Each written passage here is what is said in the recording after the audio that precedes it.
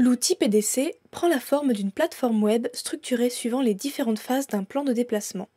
Chacune de ces phases est accompagnée d'une application diminuant considérablement la charge de travail. L'informatisation de la démarche permet également un suivi du travail réalisé afin d'assurer une passation efficace à la prochaine équipe.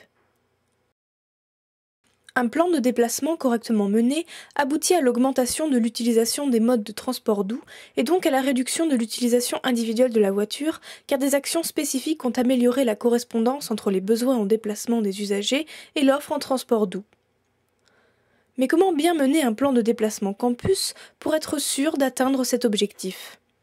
L'outil PDC structure la démarche en 6 phases, 4 phases d'action et 2 phases de suivi.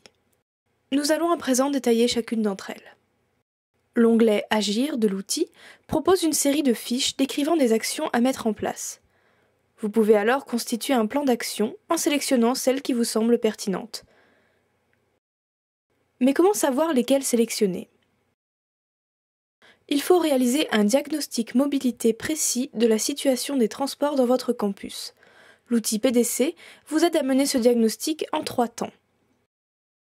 Afin de savoir comment améliorer la correspondance entre l'offre en transport doux de votre campus et les besoins en déplacement des usagers, les onglets « Recenser » et « Interroger » vous aident à obtenir les informations nécessaires. Dans la phase « Recenser », il s'agit d'obtenir le diagnostic d'accessibilité de votre campus. Dans un premier temps, il vous faut mener des observations de terrain pour lister tous ces moyens d'accès. Les données récoltées peuvent être ensuite géolocalisées grâce à un système de cartographie fourni par l'onglet « Recenser ». Ce système repose sur OpenStreetMap, une carte libre et collaborative.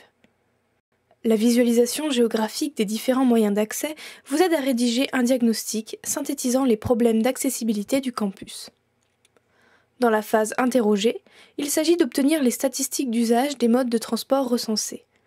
L'onglet « Interroger » vous permet d'utiliser Lime Survey, un logiciel de gestion de questionnaires. Il met à votre disposition un modèle de questionnaire que vous adapterez au contexte de votre campus en vous servant de votre diagnostic d'accessibilité. Vous obtiendrez alors votre questionnaire. Celui-ci va vous permettre de quantifier l'utilisation des modes de transport recensés et de connaître les problèmes et les besoins des usagers concernant leurs trajets liés au campus. Vous obtenez ainsi les statistiques d'usage, une base de données que vous devrez analyser par la suite. Dans la phase analysée, il s'agit d'obtenir le diagnostic mobilité de votre campus. Pour cela, vous devez mettre en corrélation les données de votre diagnostic d'accessibilité et vos statistiques d'usage en utilisant un système de géolocalisation fourni par l'onglet « Analyser ». Vous obtenez ainsi un diagnostic mobilité. C'est ce diagnostic qui vous permet de sélectionner les actions à mettre en place afin d'obtenir un plan d'action. Notez que la justification de votre plan d'action par un diagnostic très précis est fondamentale pour obtenir l'investissement des décideurs ou parties prenantes, notamment l'administration de votre campus, mais aussi la mairie, les opérateurs de transport, dans la mise en place de ce plan d'action. L'onglet « Planifier » vous aide à gérer la réalisation de votre plan de déplacement campus en listant schématiquement l'ensemble des tâches à réaliser. Il est ainsi toujours possible de visualiser les tâches validées et les tâches à réaliser. Cette application est à utiliser tout au long de votre plan de déplacement campus. La réalisation de chaque tâche peut être commentée. L'ensemble de ces commentaires est consigné dans le journal, moyen de communication interne. Ce journal optimise la passation du projet à l'équipe suivante et facilite l'échange d'informations au sujet du déroulement du plan de déplacement. N'oubliez pas que tout au long des différentes phases que nous venons de vous présenter, la communication est fondamentale.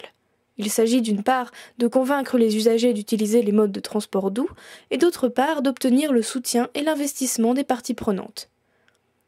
Vous n'avez pas le pouvoir d'imposer l'utilisation des modes de transport doux, mais vous pouvez cependant favoriser un changement de comportement.